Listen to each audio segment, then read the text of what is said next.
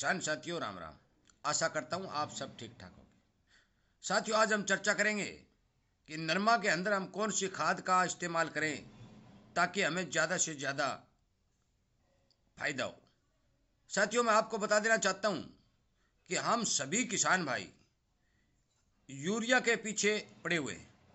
साथियों, यूरिया का अत्यधिक प्रयोग हर फसल के लिए कतई लाभदायक नहीं होता।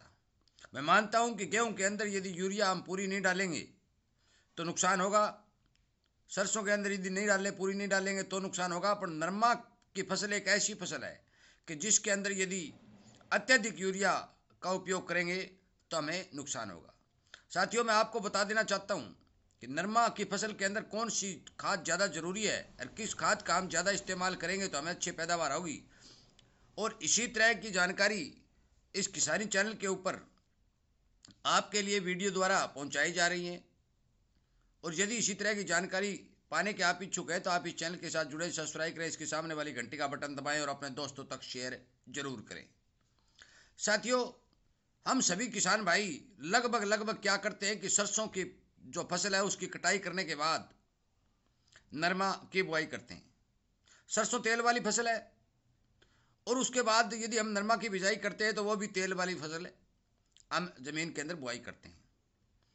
तो इससे साफ और सिद्ध बिल्कुल क्लियर सिद्ध होता है कि तेल के अंदर कैल्शियम और सल्फर की मात्रा ज़्यादा पाई जाती है। तो जमीन के अंदर से जो सरसों के पौधे होते हैं वो कैल्शियम और सल्फर की खिंचाई पूरी करते हैं।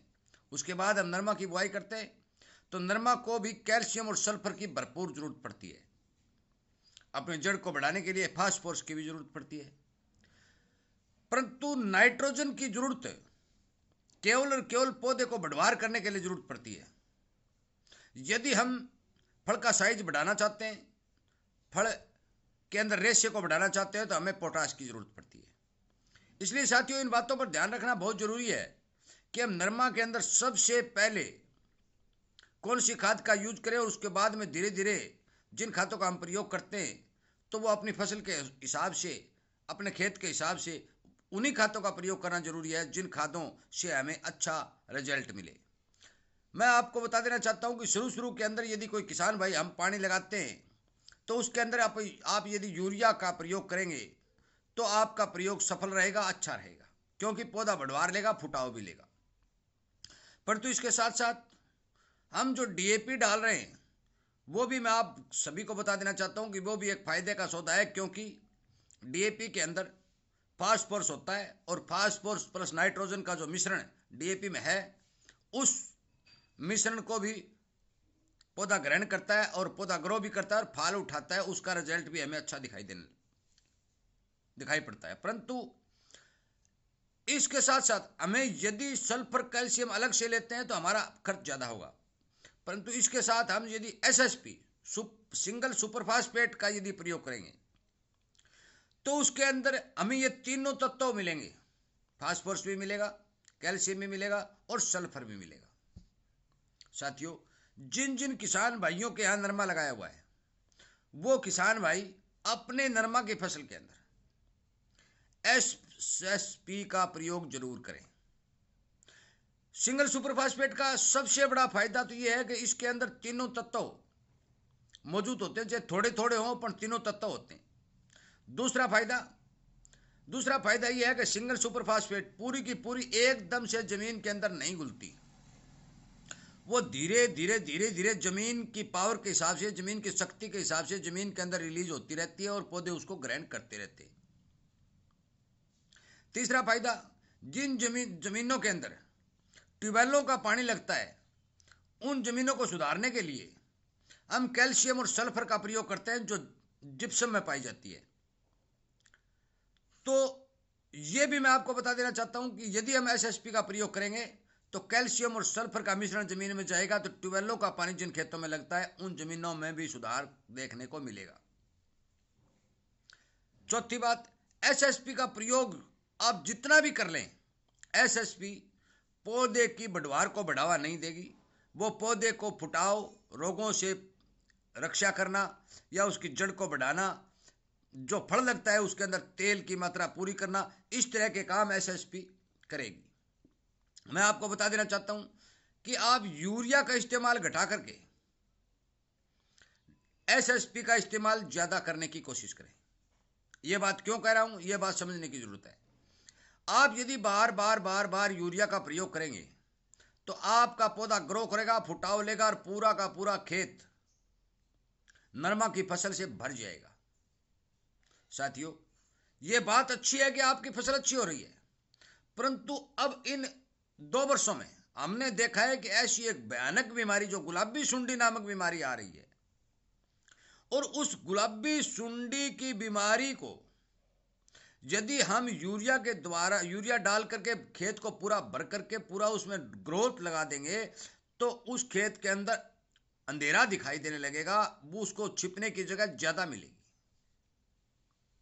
और जहां जहां फसलें बड़ी कद ज्यादा ले जाती हैं, पूरा गुथमुथ नरमा हो जाता है, उन खेतों के अंदर गुलाबी सुंडी की मार जो है वो ज्यादा देखने को मिलती है। इसका कारण ये होता है कि हम कोई भी दवा का यदि छिड़काव करते हैं तो उस दवा का 1% भी फायदा उस गुलाबी सुंडी को मारने के लिए हमें नहीं मिलता, क्योंकि पौधे के ऊपर वाले पत्तों में दवाई पड़ जाती है, नीचे पौधे का ज्यों दो भाग जो है वो सुरक्षित रह जाता है और उन्हें अपने अंडे देने की जगह मिल जाती है। साथियों, मैं आपको बता देना चाहता हूं कि आप डीएपी जितना मर्जी डाले मैं नहीं कह सकता, एसएसपी जितना मर्जी डाले मैं नहीं कह सकता।